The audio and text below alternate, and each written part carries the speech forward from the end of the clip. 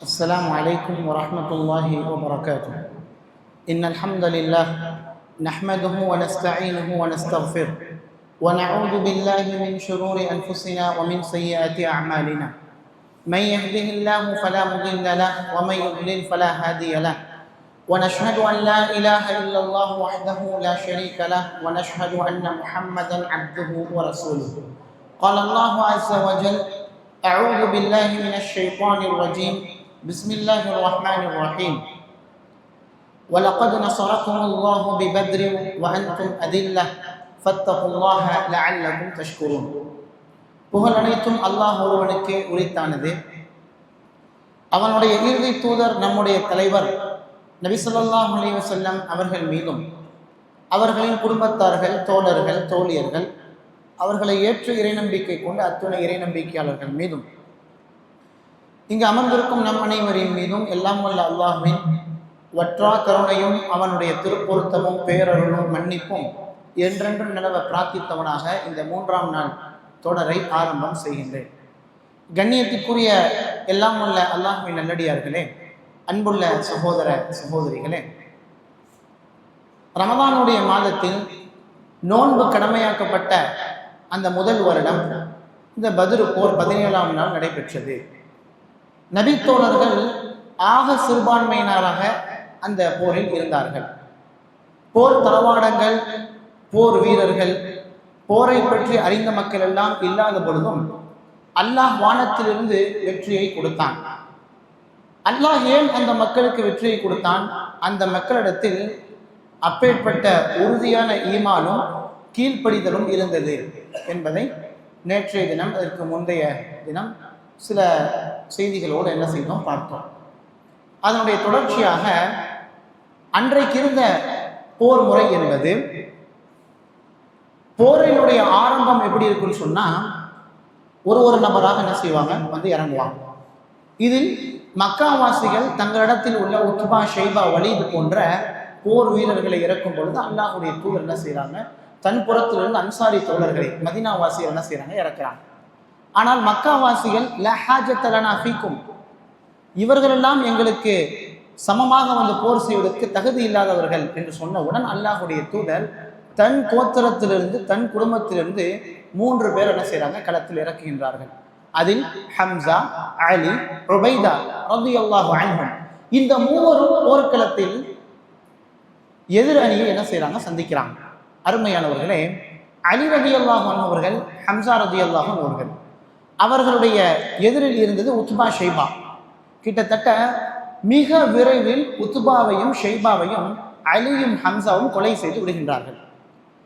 உபைதா ரலியல்லாஹு அன்ஹு அவர்களுக்கும் வலீதுக்கும் மத்தியில் உள்ள அந்த சண்டை, போர் உக்கிரமாவதற்கு ஒரு காரணமாக இருந்தது. சண்டை ரொம்ப நேரம், தனி மனிதனுடைய அந்த சண்டை, அந்த ஃபைட் ரொம்ப நேரம் என்ன செய்து நடக்கின்றது.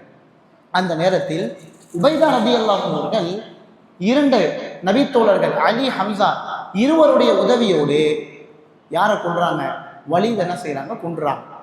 மக்காவில் முதல் 3 வீரர்கள், களத்தில் இறங்கிய 3 வீரர்களும் முஸ்லிம்களினால் கொல்லப்பட்டார்கள். கிட்டத்தட்ட பத்ரில் காஃபிர்களுக்கு மத்தியில் இது மிகப்பெரிய அதிர்வலையை ஏற்படுத்தியது, மரண பீதியை ஏற்படுத்தியது. இருந்தாலும் ஷைத்தான் அபூஜஹல் என்ன செஞ்சான் அப்படின்னு சொன்னா, அந்த போரினுடைய உக்கிரத்தை, அந்த போரினுடைய ரணத்தை வீரர்களுக்கு ஊட்டி கொண்டே இருந்து, நம்மளா முஸ்லிம்களா என்று பார்த்து விடுவோம், 3 வீரர்கள் போயிட்டாங்கன்னு நினைக்காதீங்க என்று சொல்லி மக்காவினுடைய வீரர்களை தயார் செய்து கொண்டு இருக்கிறான். அருமையானவர்களே, வலீது, உத்பா, ஷைபா மக்காவினுடைய முக்கியஸ்தர்கள், மக்காவினுடைய முக்கிய தலைவர்கள் கொல்லப்பட்டவுடன் முஸ்லிம்களுக்கு ஒரு ஆனந்தம் என்ன செஞ்சிச்சு, மனதில் தோன்றியது. அந்த நேரத்தில் 2 அணிகளுக்கு மத்தியில் சண்டை என்ன செய்து உக்கிரமாக நடக்கின்றது. நோன்பு வைத்த நிலையில் அல்லாஹ் வானலோகத்திலிருந்து 3000 மலக்குமார்களை இறக்கி உதவி செய்த அந்த போரில், அந்த போரினுடைய காபிர்களுக்கு மத்தியில் கதாநாயகனாக இருந்த அபூஜஹலை கொலை செய்ய வேண்டும் என்பதுதான் பெரும்பாலான முஸ்லிம்களுக்கு மனதில் எண்ணியது. ஆனால் அந்த போர்ல வந்து அபூஜஹல் கடுமையான வளையத்திற்குள் இருந்தான். அவன் சுற்றி வந்து வீரர்கள் டக்குன்னு அபூஜஹல் என்ன செய்ய முடியாது, நெருங்க முடியாது. அப்படி இருக்கும் பொழுது உக்கிரமாகுது. ஹம்சா போன்றவர்களெல்லாம் சிங்கத்தை போன்ற களத்தில் களமாடி கொண்டிருக்கிற அந்த நேரம் 2 அன்சாரி தோழர்கள், மதீனாவாசிகள் 2 அன்சாரி தோழர்கள், 2 பேருமே இளைஞர்கள். ஒன்று முஆத் இப்னு அம், முஅவ்வித் இப்னு அஃப்ரா. இந்த 2 முஆத் முஅவ்வித்னு சொல்லுவோம். இந்த 2 தோழர்களும் என்ன செய்யறாங்க, அவங்களுக்கு யார் அபூஜஹல்னே தெரியாது. விஷயம் என்னன்னா, அபூஜஹல மக்காவாசிகளுக்கு தெரியும். அந்த முஆதுக்கும் முஅவ்விதுக்கும் அந்த 2 இளைஞர்களுக்கு அபூஜஹலே தெரியாது. இப்படி இருக்கிறப்ப அப்துர் ரஹ்மான் பின் அவுஃப் அவர்கிட்ட வந்து யா அம் அப்படின்னு சொன்னால் சித்தப்பான்னு அர்த்தம். இப்போ நம்ம பாய் அப்படின்னு கூப்பிட்றோம்ல, பாய் ஜி அண்ணே அப்படின்னு கூப்பிட்றோம். அரபு மக்களிடத்தில் இந்த அம் என்ற வார்த்தை பொதுவாக உபயோகப்படுகிறது. பொதுவாக சித்தப்பா அப்படின்னு கூப்பிடக்கூடிய பழக்கம் அரபு மக்களிடத்தில் இருந்தது. யா அம், என்னுடைய சிறிய தந்தையே அபூஜகல்னா யாரு அப்படின்னு கேட்குறாங்க. ஆனால் போரில் நம்முடைய களத்தில் இருக்கக்கூடிய அந்த இளைஞர்களுக்கு அபூஜகலை தெரியும். ஏன்பா, என்ன காரணம்? அதற்கு 2 இளைஞர்கள் சொல்றாங்க, என்னுடைய உம்மா சொன்னாங்க, எங்க அம்மா சொன்னாங்க, அபூஜகல் அல்லாஹ்வுடைய தூதரை திட்டுறானாமே, அபூஜகல் அல்லாஹ்வுடைய தூதருக்கு அதிக நோவினை செய்தானாமே, அதனால் அவனை கொலை செய்ய வேண்டும் என்று நாங்கள் ஆசைப்படுகிறோம். உடனே அப்துர் ரஹ்மான் பின் அவுஃப் என்ன செஞ்சிட்டாரு, அபூஜகலை காண்பித்து விட்டார். அபூஜகலை முஆத் இப்னு அம்ரும் முஅவ்வித் இப்னு அஃப்ரா 2 நபி தோழரும் என்ன செய்யறாங்க, போய் தாக்குறாங்க. அதில் முஆத் இப்னு அஃப்ரா என்ன செய்யறார், அடிக்கிறார். அந்த போரில் இறந்துடுறார். 2 பேர்ல முஅவ்வித் என்ன செஞ்சார், இறந்துடுறார். இந்த முஆத் இப்னு அம்ர், முஆத் மட்டும்தான் மிச்சம். அவர் அபூஜகல் அடிக்கிறப்ப அபூஜகலுடைய கணுக்கால் என்ன செய்யறாரு, வெட்டுறார். வெட்டியவுடன் அபூஜகலுடைய போர் வீரர், அநேகமாக அவருடைய மகன் இக்ரிமான்னு நினைக்கிறேன், ரலியல்லாஹு பின்னாடி இஸ்லாத்துக்கு வந்தார். அவர் என்ன செஞ்சிட்டாரு, வேகமா வந்து இந்த முஆதுடைய கை தோள்பட்டையை வெட்டிட்டார். யாரை வெட்டுற நீ என்ற அந்த கோபத்தில் அபூஜகலை வெட்டிய அந்த முஆதுடைய கையுடைய தோள்பட்டையை வெட்டியவுடன் இந்த முஆது சொல்றாரு, தோள்பட்டை வெட்டிய நிலையில் தான் நான் போரில் என்ன செஞ்சேன் இருந்தேன். இதெல்லாம் முஸ்லிம்களுடைய தியாகம். அருமையானவர்களே, அந்த 300 சொச்சம் மக்கள் செய்த தியாகத்தினால்தான் உலகத்தில் இஸ்லாம் கோலூச்சி இருந்தது என்பதை வரலாற்றில் என்ன செய்யணும், நாம் பார்க்கிறோம். அப்போ போர் என்ன செய்யுது, இப்படியே நடக்குது. அபூஜகலுடைய கதையை முடிச்சிட்டாங்க. இப்போ அபூஜகலுடைய கதையை முடித்தவுடன் பின்னால அந்த முஅவ்வித் இறந்துடுறாரு. ஆனா 2 பேரும் அபூஜகலுடைய வெட்டியதற்கு பிறகு அல்லாஹ்வுடைய தூதரிடத்தில் வந்து, நான் தான் கொலை செஞ்சேன்னு இவர் சொல்றாரு. சின்ன பசங்க, நான் தான் கொலை செஞ்சேன்னு இவர் சொல்றாரு. அல்லாஹ்வுடைய தூதர் 2 பேருக்கு மத்தியில் பஞ்சாயத்து என்ன செய்யணும், ஃபர்ஸ்ட் தீர்த்து வைக்கணும். அப்ப ரசூலுல்லாஹ் 2 பேருடைய வாளை காமிங்கன்றாங்க. 2 பேருடைய வாளிலும் ரத்தம் என்ன செய்து இருக்கு. எப்பா, நீங்க 2 பேரும் தான்ப்பா கொண்டீங்க அப்படின்னு சொல்லிடுறாங்க. அவர்களுக்கு கடுமையான சந்தோஷமாக இருக்குது. இப்படி போர் என்ன செய்து நடக்குது. இதுல இந்த உமையத் இப்னு கலஃப் இருந்தானே, பிலால் ரலியல்லாஹு எஜமான், பிலால் ரலியல்லாஹு கொடுமைப்படுத்தினான்ல, அவன் போருக்கே வரமாட்டேன்னா. காரணம் வந்து அவங்க மனைவி சொன்னாங்க, என்னை விதவையாக்கிறாதரா அப்படின்னு சொல்லிட்டு அமுச்சு விட்டாங்க. இருந்தாலும் அபூஜகலுடைய வற்புறுத்தலுக்கு இணங்க வந்தான்ல, அந்த உமையத் இப்னு கலஃப் போரில் பயந்து இருக்கிறான். கடைசி என்ன பண்ணிட்டான், அப்துர் ரஹ்மான் பின் அவுஃப்ட்ட போய் சரணடைஞ்சிட்டான். அப்துர் ரஹ்மான் பின் அவுஃபும் உமையாவும் அறியாமை காலத்தில் நண்பர்கள். அப்துர் ரஹ்மான் நம்ம சாதாரணமான நட்பு இல்லை, சொல்கிறான், நீ வந்து என்னை எப்படியாவது காப்பாத்திரு, நான் வந்து வற்புறுத்தலின் பிற தான் வந்தேன் அப்படின்னு சொல்லி அப்துர் ரஹ்மான் பின் அவுஃப்ட்ட கெஞ்சினான். அவர் என்ன செய்யறாரு, சரி பழைய காலத்து நட்பு என்ற அந்த ஒரு இறக்கத்தில் உமையத் இப்னு கலஃபுக்கு அடைக்கலம் கொடுக்கலாம் அப்படின்னு மனசுல நினைச்சு பேசி கொண்டு இருக்கும் பொழுது அன்சாரிகள் சும்மாவே விடலை. அன்சாரிகளில் சில மனிதர்கள் அப்துர் ரஹ்மான் பின் அவுஃபையும் சுத்து போட்டான். அப்துர் ரஹ்மான் பின் அவுஃப் சொல்லிட்டார், எப்பா பசங்க ரொம்ப கோபமாக இருக்காங்க, அதனால் என்னால் என்ன செய்ய முடியாது, உன்னை இவர்களிடத்திலிருந்து காப்பாற்ற முடியாது, மன்னிச்சிடு அப்படின்னு சொல்லி என்ன செஞ்சார், வெளியே வந்துட்டார். உமையத் இப்னு கலஃபுடைய அந்த கதையை என்ன செய்கிறாங்க, முடிக்கிறான். இதெல்லாம் வந்து இந்த போரில் நடந்த முக்கியமான செய்திகள். சரி, போர் வந்து கடைசி முடிஞ்சிருச்சு. அந்த போரினுடைய கடைசி பகுதியில் அபூஜகல் முஅவ்விதும் கிட்டத்தட்ட கொண்டுட்டாங்க. ஆனால் உயிர் என்ன செய்யல, போகலை. அப்பொழுதுதான் அப்துல்லா இப்னு மஸ்ஊத் ரலியல்லாஹு அன்ஹு, அப்துல்லா இப்னு மஸ்ஊத் அவர்கள் இந்த உம்மத்தில் முதலில் குர்ஆனை ஓதி மக்களுக்கு மத்தியில் அடி வாங்கிய உலகத்தில் முதல் தோழர் அப்துல்லா பின் மஸ்ஊத். இதை நீங்க ஏற்கனவே கேள்விப்பட்டிருப்பீங்க. அந்த அப்துல்லா பின் மஸ்ஊத் வந்து நம்மை போன்று திடமான மனிதர் கிடையாது, பலகீனமான சஹாபி. அவருடைய காலெல்லாம் வந்து பெண்களுடைய காலை போன்று ரொம்ப ஒல்லியா இருக்கும், ரொம்ப பலகீனமானவர். இவர் என்ன செய்யறாரு, அவருடைய குடும்பம் வந்து ஆடு மேய்க்கக்கூடிய குடும்பம், ஆட்டினுடைய இடையர்கள். அந்த அபூஜகலை பார்க்குறாரு, அபூஜகல் உயிர் ஃபுல்லாக போகலை. அப்போ தான் அபூஜகலுடைய தாடி என்ன செஞ்ச பிடிச்சி இழுத்து தன்னுடைய காலை அபூஜகலுடைய நெஞ்சில் அப்துல்லா பின் மஸ்ஊத் வைக்கிறார். இதை விட ஒரு கேவலம் அபூஜகலுக்கு கிடையாது. அபூஜகல் என்ன சொல்றான், அப்துல்லாவே, இந்த பத்ர்ல என்னை விட உயர்ந்த யாரையும் கொலை செய்ய முடியுமா? செத்து போறான், அந்த நேரத்தில் கூட நான் தான் பெரிய ஆள். இன்னைக்கு தமிழகத்தில் ஜாதி வெறி என்பது என்னது நிறைய இருக்குது. ஆனால் அரபு மக்களுக்கு மத்தியில் இவர்கள்ட்ட பெரிய ஜாதி வெறியே கிடையாது. செத்து போகிற நேரத்தில் என்னை விட பதிலில் யாரும் உயர்ந்தவங்க செத்து போவாங்களா அப்படின்னு கேட்குறோம். அப்துல்லா பின் மசூத் கோபம் தாங்க முடியலை. அப்போ அபூஜஹல் ரொம்ப கோபப்படுற மாதிரி ஒரு வார்த்தையை சொல்கிறான். அப்துல்லா பின் மசூதுடைய கோபத்தை தூண்டுறான். எப்படின்னா, ஒரு ஆட்டு இடையனுடைய கால் என்னுடைய நெஞ்சில் இருக்கலாமா அப்படின்னு கேட்குறான். அப்துல்லா பின் மசூத் அதுக்கு மேலே பொறுக்க முடியலை. பெரிய செய்தி சுருக்கமாக சொல்லணும். அதுக்கு மேலே பொறுக்க முடியலை.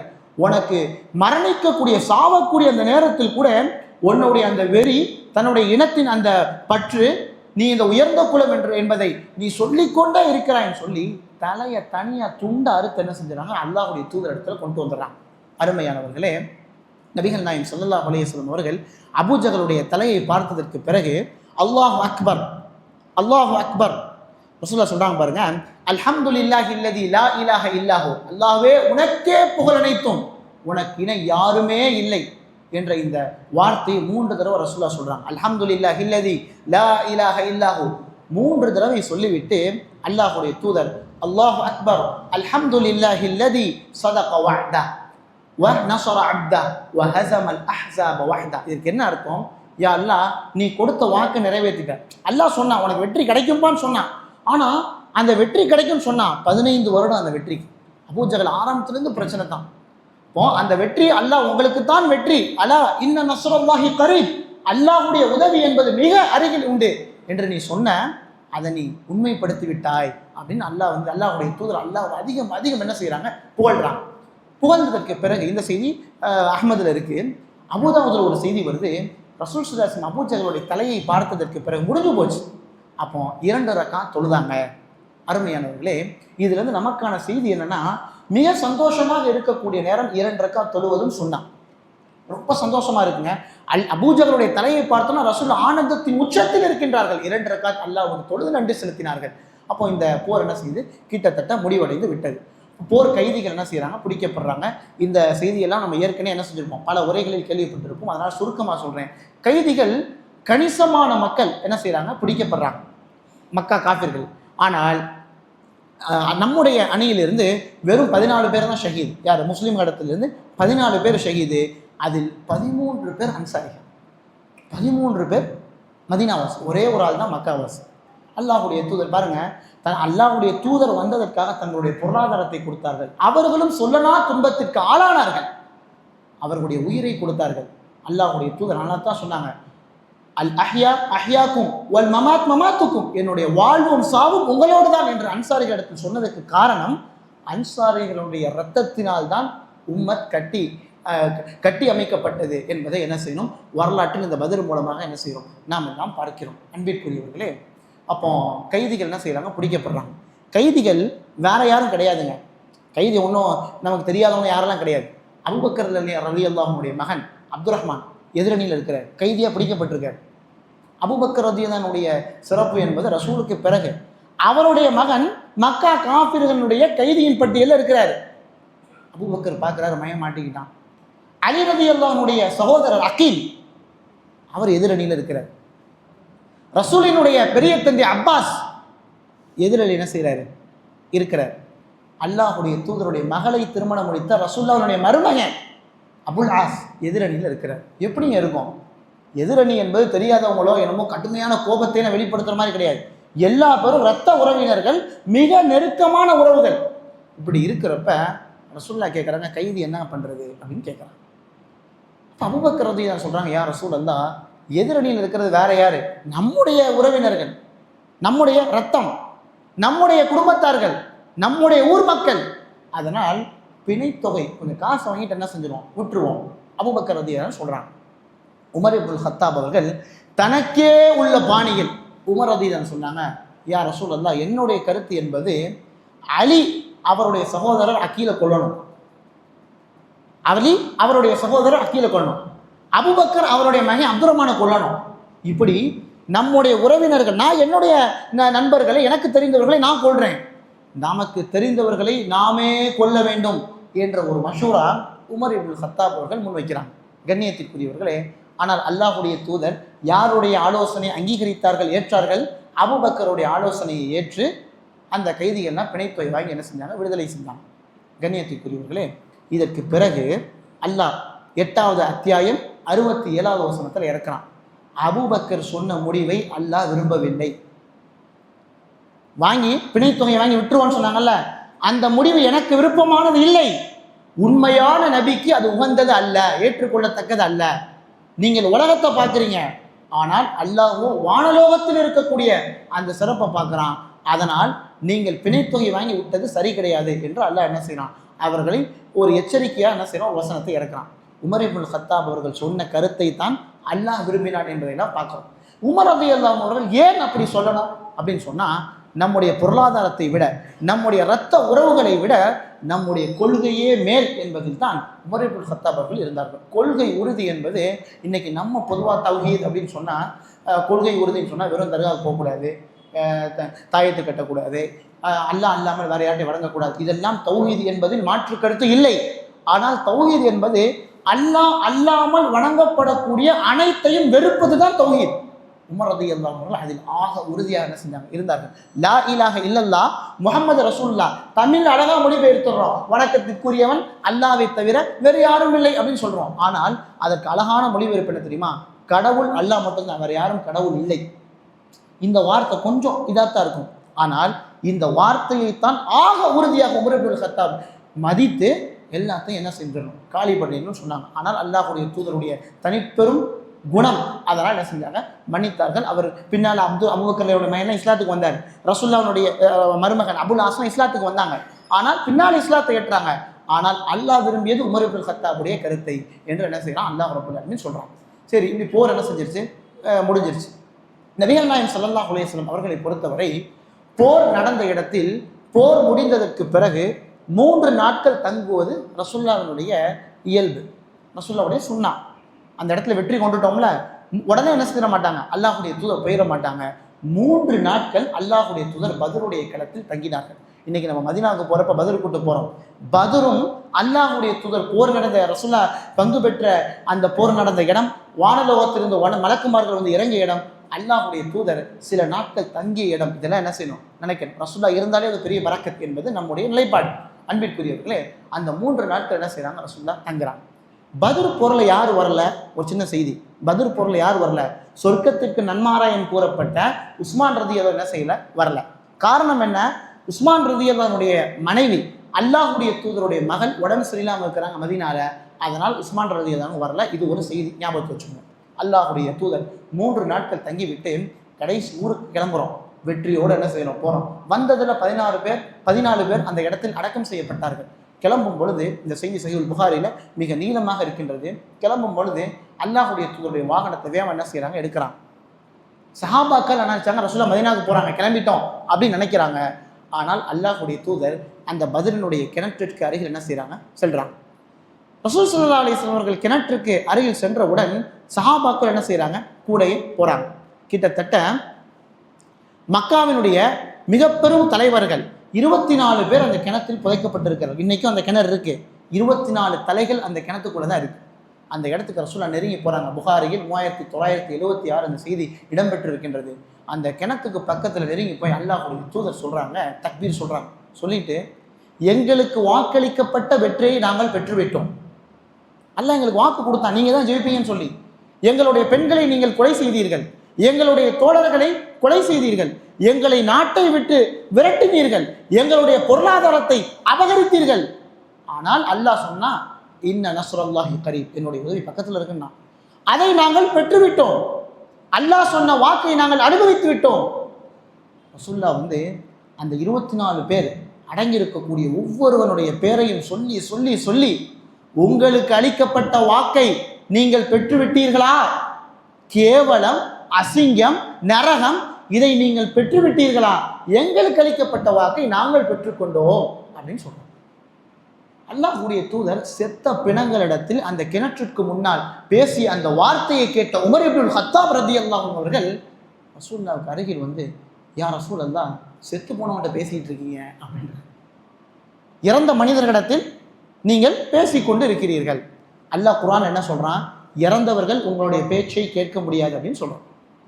சரி, இந்த வார்த்தையை சொன்னவுடன் அல்லாஹ்வுடைய தூதருடைய வார்த்தையை பாருங்கள், உமரே, உங்களை விட இவர்கள் நன்றாக கேட்டுக்கொண்டிருக்கிறார்கள் அப்படின்னு ரசூல் ஸல்லல்லாஹு அலைஹி வஸல்லம் சொல்றாங்க. அப்ப எப்படிங்க இறந்தவங்க கேட்க முடியும்?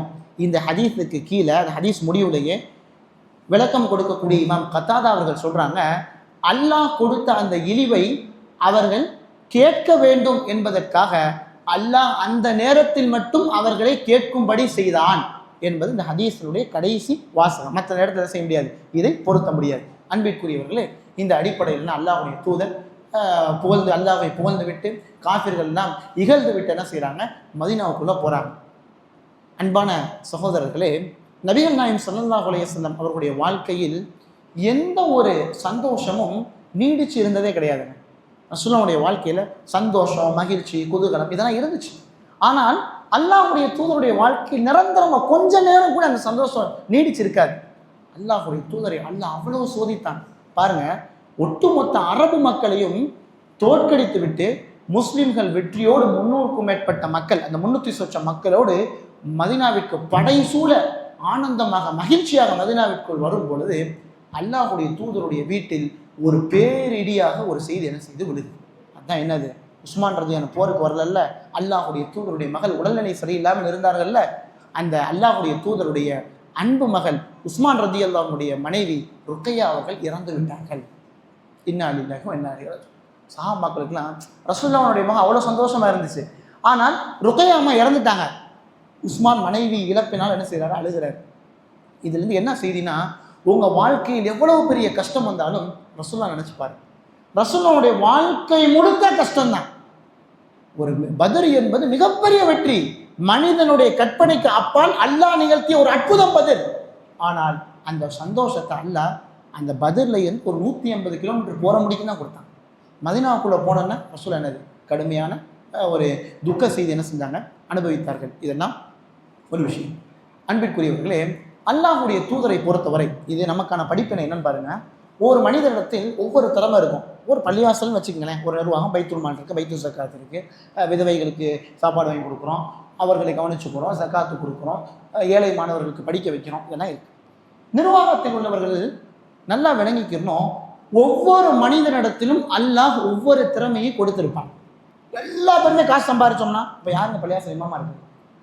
எல்லா பேருமே காசு சம்பாதிச்சு பிஸ்னஸ் பிஸ்னஸ் பிஸ்னஸ்னா யார் ஃபீல்டு ஒர்க் பண்ணுறது, யார் களப்பணி செய்கிறது? அப்போ ரசூல் ஸல்லல்லாஹு அலைஹி வஸல்லம் வாழ்க்கையில் நபி தோழர்களிடத்தில் ஒவ்வொருவருக்கும் ஒவ்வொரு திறமை இருந்தது. பாருங்க, ஹாலித் இப்னு வலீத் தன்னுடைய உடலால் வாழ்க்கை ஃபுல்லாக போர் போர் போர் போர் சைஃபுல்லா என்று அறியப்பட்டார், அல்லாஹ்வுடைய வாள் என்று அறியப்பட்டார். அம்ர் இப்னு ஆஸ் அறிவை வைத்து யோசித்து திட்டமிட்டு கொடுத்தார். உஸ்மான் இப்னு அஃபான், அப்துர் ரஹ்மான் பின் அவுஃப் போன்றவர்கள் தன்னுடைய பொருளாதாரத்தை செலவு செய்தார்கள். அபூ ஹுரைரா போன்றவர்கள் ரலியல்லாஹு அன்ஹு, அவர்கள் அபூ ஹுரைரா போன்ற நபி தோழர்கள், திண்ணை தோழர்கள் ரசூலுல்லாஹ் வந்து கல்வியை படித்தாங்க, பிறருக்கு கற்றுக் கொடுத்தாங்க. அன்பிற்குரியவர்களே, கல்வியை படிப்பதற்கும் கற்றுக் கொடுப்பதற்கும் பொருளாதாரத்தை சம்பாதிப்பதற்கும் அதற்கான ஆலோசனை ஐடியா கொடுப்பதற்கும் எல்லா மனிதர்களும் ஒரு நிர்வாகத்தில் தேவை. பேசுவதற்கு பேச்சுத்திறமை என்பது சாதாரணமானது கிடையாது. அல்லாஹ்வுடைய தூதர் அதை வரவேற்றார்கள் என்பதில் இந்த பத்ரிலிருந்து நமக்கான ஒரு செய்தி உண்டு. பத்ரில் உமர் ரலியல்லாஹு என்ன செஞ்சாங்க, எல்லாத்தையும் கொல்லணும்னு சொன்னாங்கல்ல, அந்த வரிசையில் மக்காவினுடைய மூத்த தலைவர்களில் ஒருவர் பின்னால் இஸ்லாத்துக்கு ஏற்றார், சுஹைல். அவர் பேர் சுஹைல். இவர் என்ன செய்கிறாரு, சுஹைல் இப்னு அம்ர் ரொம்ப ஃபேமஸான ஆள். இவர் வந்து மக்காவினுடைய மிகப்பெரிய பீரங்கி பேச்சாளர். மக்களுடைய உள்ளத்தை ஈஸியாக என்ன செஞ்சிருவார், கவிர்த்துருவார். இந்த சுஹைல் இப்னு அம்ர் மக்காவினுடைய மூத்த தலைவர், வயது முதிர்ந்தவர். இவர் கைதியாக பிடிக்கப்பட்டிருக்கப்ப சுஹைல் இப்னு அம்ர் பக்கத்தில் சஹாபாக்கள்லாம் போகிறாங்க. மூத்த மனிதர், ஏன்னா உத்துபா, ஷைபா, அபூஜஹல் எல்லாம் காலி. அந்த சுஹைல் இப்னு அம்ர் கைதியாக பிடிக்கப்பட்டார். அப்போ உமர் ரலியல்லாஹு அன்ஹு வழக்கம் போல தனக்கே உள்ள பாணியில் இந்த சுஹைல் என்ன பண்ணாருன்னா, இஸ்லாத்தை பற்றி நிறையா திட்டினார், ரசூலை பற்றி நிறைய வசப்பாடினார். அதனால சுஹைலுடைய நாக்கை அறுத்துருவோம் அப்படின்னு உமர் ரலியல்லாஹு என்ன செய்யறாங்கன்னு சொல்றாங்க.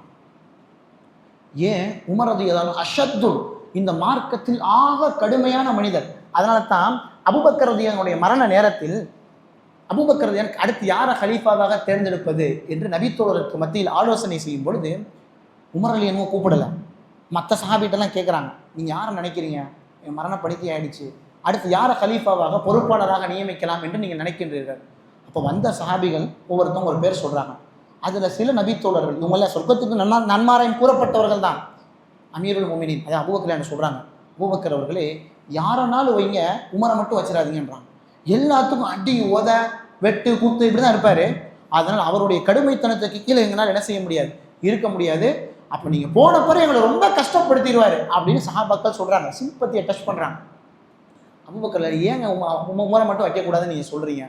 இல்லை, அவர் ரொம்ப கடுமையானவர். அபூபக்கர் அல்லாஹ்வுக்கு நன்றி செலுத்திட்டு சொல்கிறாங்க, அப்போனா நான் உமரை தான் வைப்பேன்றான். ஏன்? அல்லாஹ் நாளை என்னிடத்தில் அபூபக்கரே உங்களுக்கு பின்னால் யாரை பொறுப்பாளராக நியமித்து விட்டு வந்தீர்கள் என்று கேட்டால், உன்னுடைய மார்க்கத்தில் கடுமையாக இருக்கக்கூடிய உமரை நியமித்து விட்டு வந்தேன் என்று நான் அல்லாஹ்விடத்தில் சொல்வேன்ல, அதனால் உமர் தான் அதற்கு சரியான மனிதர் என்று அபூபக்கர் என்ன செஞ்சாங்க, சஹாபாக்கள் சொன்னாங்க. அவ்வளவு கடுமையான மனிதர் உமர் இப்னு கத்தாப், மார்க்கத்தில் உறுதி. அந்த உமர்ல சொல்றாங்க, சுஹைல் இப்னு அம்ர் வந்து ரொம்ப நிறைய பேசிட்டார், இந்த வாயினால நாக்கு என்ன செஞ்சிடும் எடுத்துருவோம். அல்லாஹ்வுடைய தூதர் என்ன செஞ்சாங்க, அதெல்லாம் இல்லை, பிணைத்தொகை மீண்டு விட்டுட்டாங்க. நல்லா விளங்கிக்கிங்க, ரசூல் ஸல்லல்லாஹு அலைஹி வஸல்லம் அவர்களிடத்தில் உள்ள அந்த ஃபிராசத், அந்த தொலைநோக்கு பார்வை, அவர் பின்னால் சுஹைல் இப்னு அம்ர் இஸ்லாத்தை ஏற்றார். எந்த நாவினால் எந்த வாயினால் அல்லாஹ்வுடைய தூதரையும் இந்த மார்க்கத்தையும் ஷரியத்தையும் திட்டினாரோ, அதே நாவினால் ரசூலுடைய மரணத்திற்கு பிறகு அபூபக்கரினுடைய ஆட்சி காலத்தின் ஆரம்பம் நிறைய மனிதர்கள் இஸ்லாத்தை விட்டு வெளியே போனாங்க, முர்த்ததானாங்க. இதற்கு எதிராக அபூபக்கர் போர் செஞ்சாங்கன்ற செய்தி நமக்கு தெரியும். இப்படி நிறைய பேர் இஸ்லாத்தை விட்டு வெளியே போறப்ப மதீனாவில் அந்த இஸ்லாத்தை விட்டு வெளியே செல்ல விடாமல் இருக்க வைத்தது அபூபக்கர் ரலியல்லாஹு அன்ஹு. தாயிஃப்ல உஸ்மான் இப்னு அபில் ஆஸ், அவர் யாரையும் வெளியே போகக்கூடாது, அவர் பேச்சு பேச்சு பேச்சு பேசி மக்களை முர்த்ததாக விடாமல் ரசூலுடைய மரணத்திற்கு பிறகு அனைவரையும் முஸ்லீமாக வைத்ததில் தாயிஃப்ல உஸ்மான் இப்னு அபில் ஆஸ், மதீனால அபூபக்கர் ரலியல்லாஹு. இந்த மக்கால சுஹைல் இப்னு அம்ர் என்ன செய்யறாரு, ரசூல் மரணத்திற்கு பிறகு நிறைய பேர் இஸ்லாத்தை விட்டு வெளியே போறதா பேசிட்டு இருக்கிறப்ப, எந்த நாவினால் அல்லாஹ்வுடைய தூதரை திட்டினாரோ, எந்த நாவினால் மார்க்கத்தை திட்டினாரோ, அந்த சுஹைல் இப்னு அம்ர் மக்கா பக்கத்துல வந்து மக்கா வாசிகளுக்கு மிகச்சிறந்த ஒரு உரையை நிகழ்த்துகின்றான். எந்த அளவுக்கு தாரீக் வரலாற்றில் பதிவு செய்யப்பட்டிருக்குன்னு சொன்னா, சுஹைல் இப்னு அம்ரினுடைய அந்த பேச்சினால் தான் மக்காவில் யாருமே இஸ்லாத்தை விட்டு வெளியே போல. அவ்வளோ ஒரு கம்பீரமான பேச்சு, அவருடைய பேச்சு தோரணையில், அந்த வசீகரத்தில் மக்கா வாசிகள் எல்லாம் மார்க்கத்தில் அப்படியே அந்த வார்த்தை சொல்வார், மக்கா வாசிகளே கடைசி இஸ்லாத்தை ஏற்றீர்கள், ஃபர்ஸ்ட் இஸ்லாத்தோடு வெளியே போயிடாதீங்க அப்படின்னு ஒரு அழகான வார்த்தையில் எல்லாத்தையும் கட்டுக்கோப்புகள் என்ன செஞ்சா வச்சிருந்தார். இது வந்து நமக்கான செய்தி என்னன்னா, ஒரு மனிதன் இன்னைக்கு எப்படினாலும் இருக்கலாம், ஆனால் அல்லாஹ்வுடைய தூதர் அந்த குறிப்பிட்ட மனிதனிடத்தில் உள்ள திறமையை அங்கீகரித்து தான் பிணைத்தொகை வாங்கி விட்டாங்க. பின்னால் அவர் இஸ்லாத்திலிருந்து வெளியேற யாரையும் விடாமல் ஆகியது மிக முக்கிய பங்கு சுஹைல் இப்னு அம்ர் அவர்களுக்கு இருந்தது என்று சொன்னால், இந்த பத்ர் போர் என்பது அல்லாஹ் நிகழ்த்திய ஒரு அற்புதம். இந்த உலகத்தில் ஆக சிறுபான்மையினராக இருந்த அந்த சமுதாயத்திற்கு அல்லாஹ் வெற்றியை கொடுத்தால், அதிலிருந்து இந்த முஸ்லிம் உம்மாவிற்கான முதல் படிப்பினை என்னன்னு சொன்னா, இத்தாஅத் கட்டுப்படுதல் என்பது வேணும். யா அய்யுஹல்லதீன ஆமனு, ஈமான் கொண்டவர்களே, நல்லா விளங்கிங்க, ஈமான் கொண்டவர்களே ஈமான் கொண்டவர்களே ஈமான் கொண்டவர்களே என்று எத்தனை ஜும்மா மேடைகளை இமாம் பேசியிருப்பாங்க, எத்தனை ஜும்மா மேடைகளில் அந்த கத்தீப் பேசியிருப்பாரு. அப்துல்லா இப்னு மஸ்ஊத் ரலியல்லாஹு அன்ஹு சொல்லுவாங்க, ஈமான் கொண்டவர்களேன்னு சொன்னா உங்களுடைய காதை கொடுத்து கேளுங்க, தூங்காதீங்க, உங்களுடைய காதை கொடுத்து, ஏன்னா ஓன்ட்ட தான் அல்லாஹ் பேசுறான். அப்போ யா அய்யுஹல்லதீன ஆமனு, ஈமான் கொண்டவர்களே, அத்தீஉல்லாஹ், அல்லாஹ்வுக்கு கட்டுப்படுங்கள், வஅத்தீஉர் ரசூல், அல்லாஹ்வுடைய ரசூலுக்கு கட்டுப்படுங்கள், உங்களுடைய தலைவர்களுக்கு கட்டுப்படுங்கள். அப்போ பதருடைய மக்களுக்கு வெற்றியின் பின்னணி என்னன்னு சொன்னா, இத்தாஅத் கட்டுப்படுதல் என்பது அவர்களிடத்தில் வியாபித்து இருந்தது, நிறைய இருந்துச்சு. அந்த கட்டுப்படுதல் எப்போ ஒரு முஸ்லீம் உம்மாவிடத்தில் நம்ம பேசுறோம், அல்லாஹ்வுக்கும் அல்லாஹ்வுடைய ரசூலுக்கும் கட்டுப்படுதல் என்று சொன்னால், அல்லாஹும் அல்லாஹ்வுடைய ரசூலும் தடை செய்த, அல்லாஹும் அல்லாஹ்வுடைய ரசூலும் ஏவிய விஷயத்தில் எந்த அளவுக்கு உறுதியாக நாம் பின்பற்றுகின்றோம், பேசக்கூடிய நாமும் கேட்கக்கூடிய நீங்களும். நமக்கு எது கஷ்டம் இல்லையோ அதை பின்பற்றுவோம், எது கஷ்டமோ அதை விட்டுருவோம். ஒரு விஷயம் கஷ்டம் அப்படின்னு சொன்னா, இந்த இமாம் ஒன்று சொன்னார்னா இது கஷ்டமா இருக்கே, வேற ஒரு இமாம்கிட்ட கேட்போம், நம்ம ஜமாத்துல வேற ஒரு ஷேக்கிட்ட கேட்போம், ஷேக் இதுக்கு என்ன பதில்? ஏன்?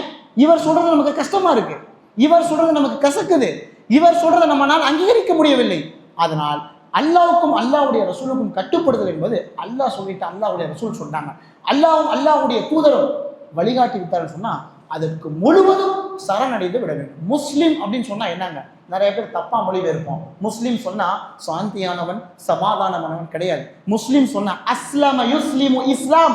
முஸ்லிம் என்று சொன்னால் அல்லாஹ்வுக்கு கட்டுப்படுதல், அடிப்பணிதல், நீ அடிமை என்பதுதான் முஸ்லிம். அதனால தான் அல்லாஹ் நமக்கு என்ன சொல்றான், ஹுவ சம்மாக்குமுல் முஸ்லிமீன், அல்லாஹ் உனக்கு முஸ்லிம் என்று பெயர் வைக்கிறான். ஒரு மனிதனுக்கு நான் முஸ்லிம் என்று சொல்வதை விட எந்த பெருமையும் கிடையாது. நான் அல்லாஹ்வுடைய அடிமை, அல்லாஹ்வுக்கு நான் கட்டுப்பட்டவன், எனக்கு எந்த சக்தியும் இல்லை என்று அல்லாஹ்வை முதன்மைப்படுத்தி ஒரு முஸ்லிம் சொல்வதை விட முஸ்லிமுக்கு எந்த பெருமையும் இல்லை. ஆக இத்தாத் கட்டுப்படுதல் என்பது நமக்கு வேண்டும். இது ஃபர்ஸ்ட். சஹாபாக்கள்கிட்ட அது இருந்துச்சு. அல்லாஹ் ஒரு 15 வருடத்திற்கு பிறகு வெற்றியை கொடுத்தான். இன்னைக்கு நம்முடைய ஆட்சியாளர்கள் மாறணும், நமக்கு ரொம்ப கஷ்டமாக இருக்குது. இந்தியாவே நாசமாகிட்டான், வியாபாரம் பண்ண முடியலை, கொடுக்கல் வாங்கல் சிரமமாக இருக்குது, நிறைய டேக்ஸ் போட்டான், டோல்கேட் கட்ட முடியலை. அப்போ ஆட்சியாளர்கள் சரியான எவ்வளவு புலம்புறோம். கண்ணியத்திற்குரியவர்களே, அல்லாஹும் அல்லாஹுடைய ரசூலுடைய கட்டளையை முழுக்க முழுக்க பின்பற்றி நடந்த அந்த மக்கள், அல்லாஹுடைய செய்தியை முழுக்க முழுக்க அமல்படுத்திய அந்த அல்லாஹுடைய ரசூலுக்கே அல்லாஹ் 15 வருடத்திற்கு பிறகுதான் வெற்றியை கொடுத்தான். வழங்கணும்.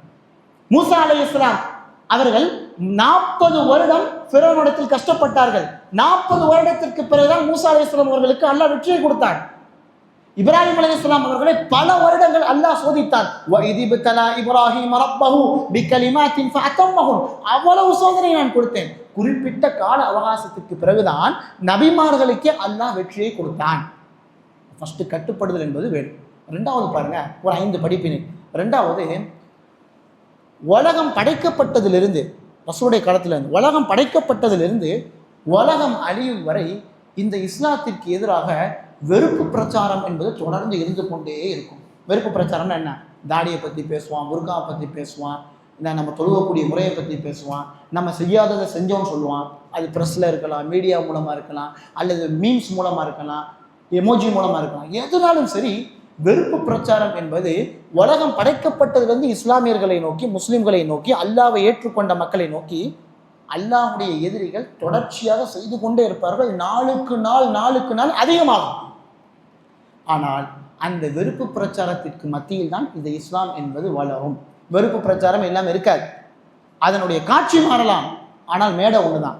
காட்சிகள் மாறும், மேடை ஒன்று. அதனால் முஸ்லிம்களுக்கு எதிராக பல வெறுப்பு பிரச்சாரங்கள் செய்து கொண்டே இருப்பார்கள். நம்ம என்ன செய்யணும்? அதை அறிவு ரீதியாக, ஒற்றுமை ரீதியாக அதை எதிர்கொள்ள வேண்டும்.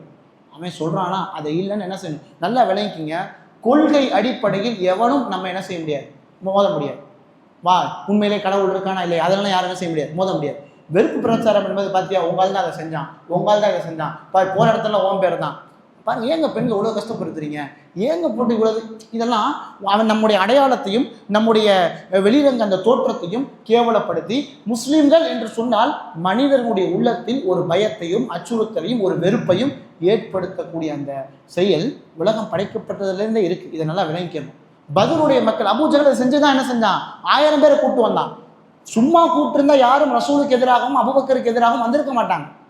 அந்த வெறுப்பு பாத்தியா, உன்னுடைய உறவினர்களை சிதைச்சிட்டாரு, பாத்தியா நம்ம ஊர் மக்களை பிரிச்சுட்டாரு, பாத்தியா நம்ம மக்களை எல்லாத்தையும் கூட்டு போயிட்டாரு, உன் பையன் இங்க அங்க இருக்கான். இப்படி வெறுப்பை செலுத்தித்தான் அபூ ஜஹல் அவ்வளவு பெரிய படை என்ன செஞ்சான்? திரட்டான். அதனால் வெறுப்பு பிரச்சாரம் இருந்து கொண்டே தான் இருக்கும்.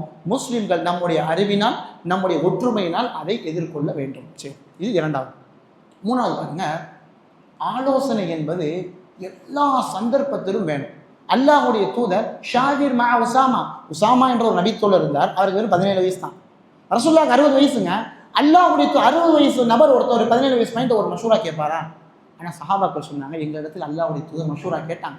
அப்போ பத்ர் போர் போவோமா வேணாமா? ரசூலுல்லாஹ் மஷூரா கேட்டு தான் போனாங்க. பத்ர் போர்ல எங்க நிக்கலாம்? ரசூலுல்லாஹ் மஷூரா கேட்டாங்க. ஹப்பாப் சொன்னார்ல, இங்கே நிற்க வேணாம் ரசூலுல்லாஹ், கிணத்துக்கு முன்னால போய் நிற்போன்னு சொன்னாரு. அப்போ அல்லாஹ்வுடைய தூதருடைய வாழ்க்கை முழுக்க மஷூரா கலந்த ஆலோசனை என்பது இருந்தது. இன்னைக்கு நிர்வாகத்தில் இருக்கும்னு சொன்ன மஷூரா எனக்கு எப்படி தெரியுமா இருக்கு? பல இடங்களில் அல்லாஹ் அருள் செய்த மக்களை தவிர பல இடங்களில் மஷூரா என்பது வரதுக்கு முன்னாலேயே யார் தலைவர், யார் செயலாளர் எல்லாமே முடிவாயிடும்.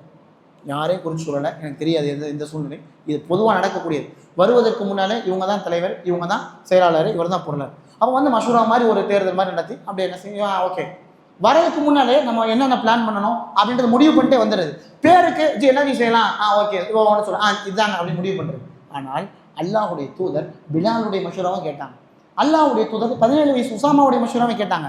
அல்லாஹ்வுடைய தூதர் அலி எல்லாம் சின்ன சின்ன பசங்க கேட்டாங்க.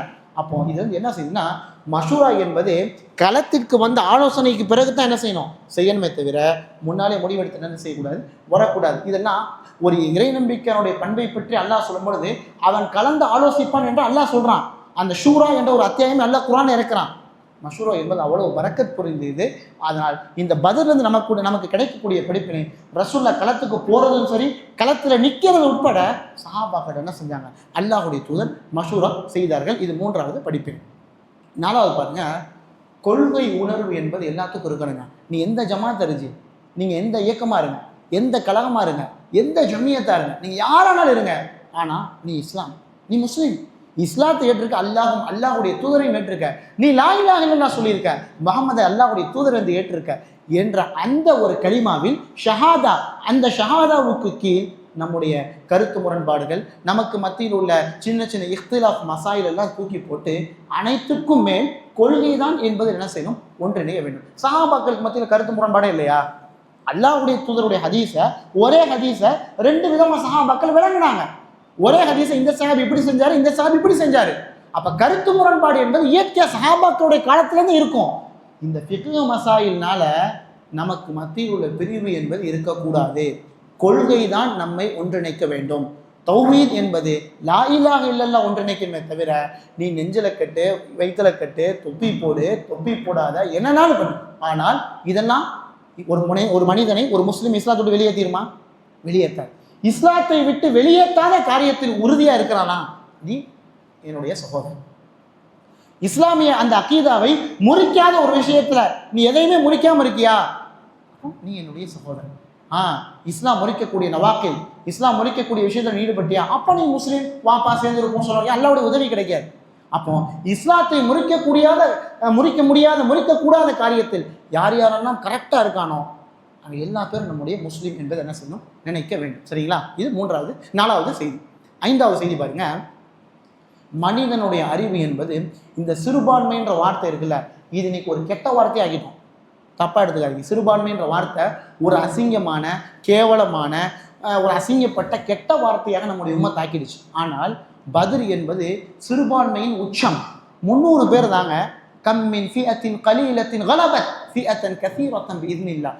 எத்தனையோ சிறிய படைகள் பெரும் படைகளை எதிர்கொண்டதுன்னு சொன்னா, நம்ம சிறுபான்மை சமுதாயம், நாங்கள் ஒன்றும் இல்லாதவங்க, அதனால் நீங்கள் தான் எங்களுக்கு இருக்கீங்க, நீங்கள் தான் எங்களுக்கு உதவி செய்யணும் என்று கேட்பது ஒரு முஸ்லீம். கண்ணியம் என்பது அல்லாஹ்வுக்கும் அல்லாஹ்வுடைய தூதருக்கும் உள்ளது. அந்த கண்ணியத்தை வேற ஒரு மனிதனிடத்தில், வேற முஸ்லீம் அல்லாஹ்விடத்தில் அந்த கண்ணியத்தை எதிர்பார்க்க முடியாது. அப்படி அந்த கண்ணியத்தை எதிர்பார்த்தால் அல்லாஹ் உங்களை இழிவுக்குள்ளாக்கி விடுவான். அல்லாஹ்வும் அல்லாஹ்வுடைய தூதரை தவிர கண்ணியத்தை வேற ஒரு மனிதனிடத்தில், முஸ்லீம் அல்லாஹ் ஒருவனிடத்தில் அந்த கண்ணியத்தை எதிர்பார்க்கிற, அந்த அங்கீகாரத்தை எதிர்பார்த்தால் அல்லாஹ் உன்னை கேவலப்படுத்தி விடுவான். அதுக்கு காரணம், அதற்கு ஒரு உதாரணம் பதில். ஏன்? சின்ன படைங்க, ஒண்ணுமே தெரியாத மக்கள், அவர்கள் ஒரு பெரும் படையை எதிர்கொண்டாங்கன்னு சொன்னா, நம்ம மேல சொன்ன எல்லா தன்மைகளும் பண்புகளும் அவர்களுடைய வாழ்க்கையில் ஊடுருவி இருந்தது. அல்லாஹ் சொல்றான்ல, ஒமன் நஸ்ர் இல்லா மின் இந்தில்லாஹ். அல்லாஹ்வுடைய உதவி என்பது, அதான் உதவி என்பது அல்லாஹ்வின் புறத்தில் இருந்திருக்கு, வேற யார் புறத்திலிருந்து கிடையாது. உமர் ரலியல்லாஹு பாருங்க, இந்த வசனத்தை எந்த அளவுக்கு இம்ப்ளிமெண்ட் பண்ணியிருக்காங்க, நடைமுறைப்படுத்தியிருக்காங்க பாருங்க. காலித் இப்னு வலீத் போறக்கூடிய எல்லா படையும் வெற்றி பெற்றது சஹாபாக்களுக்கு மத்தியில் ஒரு பேச்சு. இன்னைக்கு நம்ம சொல்லுவோம்ல, ஜி அவர் போயிட்டாரா காரியம் ஆயிடும் சொல்றோம்ல, அவர் போனாலே காரியம் ஆயிடுங்க, களத்துல யார் இருக்கா, அவர் இருக்காரா, எப்படியோ சாதிச்சிருவார், இந்த வார்த்தையை சொல்றோம்ல. உமர் ரலியல்லாஹு வெறுத்தாங்க. ஏன்? எப்பா ஒமன் நஸ்ர் இல்லா மின் இந்தில்லாஹ், உதவி அங்கிருந்து போறது, இவன்ட்டு வரல. காலித் இப்னு வலீத் ரலியல்லாஹு அன்ஹு அவர்கள் எல்லா இடத்துலையும் போற இடமெல்லாம் வெற்றி. உமர் ரலியல்லாஹு பணியிலிருந்து நீக்கம் செய்யறாங்க. சஹாபாக்கள்லாம் கேட்குறாங்க, யாரை போய் நீக்கம் பண்றீங்க? காலித் இப்னு வலீதையா? எல்லா இடத்துலையும் ஜெயிச்சிட்டாரு, எதற்காக நீக்கம் பண்றீங்க? மக்கள் எல்லாம் காலிது போனால் வெற்றின்றாங்கப்பா. வெற்றி காலிது போனால் இல்லை, வானத்திலிருந்து வரதான் வெற்றி. அதற்கு பிறகு அம்ர் இப்னு ஆஸ் போன்ற நபித்தோழர்கள்லாம் போட்டு அந்த இடத்த ஜெயிச்சாங்க. அப்ப என்னன்னு சொன்னா, தனி மனிதனுடைய விவகாரத்தை வைத்து இவர்னால தான் நமக்கு இது கிடைச்சிச்சுன்னு சொல்றது ஒரு முஸ்லீமுடைய பண்பு அல்ல. காலித் இப்னு வலீத் கொஞ்ச நாள் நிப்பாட்டினாங்க, அபூ உபைதா பின் ஜர்ராஹ போட்டாங்க, அம்ர் இப்னு ஆஸ போட்டாங்க, ஏழை நபித்தோழர்களை போட்டாங்க, சாத் இப்னு அபீ வக்காஸ் அனுப்பிச்சாங்க, எல்லா இடமும் வெற்றி கொண்டாங்க. அப்போ மக்கள் வழங்கினாங்க, ஆஹா காலிதுன்னு சொன்னது, காலிது இடத்துல இருந்து வெற்றி இல்லை, அங்கிருந்தா வெற்றி வருது என்ற நம்பிக்கை இருந்தது. அன்பானவர்களே, பத்ர் என்பது 5 விஷயத்தை என்ன செய்யுது நமக்கு சொல்லுது. ஒரே ஒரு முறை ஞாபகப்படுத்தி விட்டு இந்த உரையை முடித்துக் கொள்கிறேன். ஃபர்ஸ்ட், கட்டுப்படுதல் என்பது, இத்தாஅத் என்பது என்ன செய்யும் வேண்டும். ரெண்டாவது, எதிரிகள் வெறுப்பு பிரச்சாரம் செய்து கொண்டே தான் இருப்பார்கள். நம்முடைய ஒற்றுமையினாலும் நம்முடைய அறிவினாலும் நம்முடைய அந்த யுக்தியினாலும் தான் அந்த வெறுப்பு பிரச்சாரத்தை என்ன செய்யணும், எதிர்கொள்ள வேண்டும். மூன்றாவது, எல்லா விஷயத்திலும் ஒரு முஸ்லிம் கலந்து ஆலோசிக்க வேண்டும். அது ஒரு இறை நம்பிக்கையானுடைய பண்பு. இது பதிலிருந்து அல்லாஹ்வுடைய தூதர் நமக்கு கற்றுக் கொடுத்தது. நாலாவது, எல்லாவற்றிற்கும் மேல் கப்ல குல்லி ஷைஇன், எல்லாவற்றிற்கும் முன்னால் நமக்கு அகீதா என்பது தௌஹீதை கொண்டுதான் இணையமே தவிர இந்த ஜமாத்தை கொண்டோ குறிப்பிட்ட இயக்கத்தை கொண்டோ அல்லது ஒரு சின்ன சின்ன ஃபிக்ஹ் மசாயினாலே நம்ம புரியக்கூடாது. எல்லாவற்றிற்கும் மேல் கொள்கை. அந்த கொள்கையினால் நாம் என்ன செய்யணும், முஸ்லிம் என்ற அந்த போர்வையில் ஒன்றிணைய வேண்டும். ஐந்தாவது, சிறுபான்மை என்பது கெட்ட வார்த்தையாக இன்று என்ன செய்யப்படுது, உபயோகிக்கப்படுறோம். அசிங்கமாக கேவலம் அந்த சிறுபான்மை என்ற வார்த்தையை சொல்கிறோம். ஆனால் அல்லாஹுடைய தூதர், அல்லாஹுடைய தூதரும் சிறுபான்மைன்னு என்று எங்கேயா சொல்லியிருக்கனா? கிடையாது. சிறுபான்மையினன்ற வார்த்தையை சொல்லாமல் சின்ன மக்கள் பெரிய ஆட்கள்லாம் இருக்கிறாங்கன்னு சொல்கிறோம். அப்போ கண்ணியம் என்பது இறைவன் புறத்திலிருந்து வந்தது. அந்த கண்ணியத்தை நீங்களும் நானும் அல்லாஹ்வை ஏற்ற எல்லா மனுஷனும் எல்லா முஸ்லிமும் பெற்றிருக்கான். அப்போ கண்ணியம் இறைவன் புறத்திலிருந்து இறைவன் கொடுத்தது. அதனால் இறைவன் அல்லாத, அதாவது முஸ்லீமாக இல்லாத எவனிடத்திலும் அந்த கண்ணியத்தை எதிர்பார்க்கக்கூடாது. அதற்காக போய் கெஞ்சி கேட்கக்கூடாது. அப்படி கெஞ்சி கேட்டால் அல்லாஹ் என்ன செய்வான், உனக்கு எந்த வெற்றியும் தர மாட்டான். கடைசி முடிக்கும் அந்த கேவலத்தை அல்லாஹ் உன்னிடத்திலிருந்து நீக்க மாட்டான். இதெல்லாம் பதில் என்ன செய்யுது நமக்கு இந்த ரமதானுடைய காலத்தில் நடந்த இந்த பதில் நமக்கு செய்தியாக சொல்கின்றது. அல்லாஹ் ரப்பல் ஆலமீன் வரலாறு சொல்வது என்பது வெறுமனே கதையை கேட்டு கலைந்தோம் என்பதில் அல்ல. வரலாறு என்பது ஒவ்வொரு முஸ்லிமுடைய வாழ்க்கையில் கொள்கை ரீதியான மாற்றம். ஒவ்வொரு முஸ்லிமுடைய அந்த பண்புகளில் அல்லாஹுடைய தூதர் வெளிப்படுத்தியது என்ன செய்யணும், பிரதிபலிக்க வேண்டும். அல்லாஹுடைய தூதர் எப்பேற்பட்ட ஒரு உம்மத்தை கட்டமைத்தார்கள் நபித்தோழர்கள். அந்த உம்மத் நமக்கான உஸ்வா, நமக்கான புதுவா, நமக்கான முன்னுதாரணம். அவர்களிடத்தில் உள்ள எல்லா நல்ல பண்புகளையும் நல்ல வழிகாட்டுதல்களையும் கட்டுப்படுதலையும் எல்லா முஸ்லிம்களும் பெற வேண்டும் என்பதற்காகத்தான் அல்லாஹ் குர்ஆனில் பெரும்பான்மையான பகுதி வரலாற்றை பேசுகின்றான். அல்லாஹ் இந்த ரமதான் மாதத்தில் நடந்த பத்ருடைய போரில் இருந்து ஒரு முஸ்லிம் பெற வேண்டிய படிப்பினை, கொள்கை உறுதி, ஒற்றுமை, கலந்து ஆலோசிக்கக்கூடிய அந்த பண்பு. சிறுபான்மையினர் கிடையாது, சிறுபான்மையினர் கண்ணியமானவர்கள், முஸ்லிம்கள் கண்ணியமானவர்கள். கண்ணியம் இறைவன் புறத்திலிருந்து வருகின்றது. இந்த உணர்வுகளை பெற்று நல்ல முஸ்லீமாக வாழ்ந்து நல்ல முஸ்லீமாக மரணிக்கக்கூடிய பாக்கியத்தை எல்லாம் அல்லாஹ் எனக்கும் உங்களுக்கும் தந்தருவானாக. வஆகிர் தஅவானா அனில் ஹம்துலில்லாஹி ரப்பில் ஆலமீன். வஸ்ஸலாமு அலைக்கும் வரஹ்மத்துல்லாஹி வபரகாத்துஹு.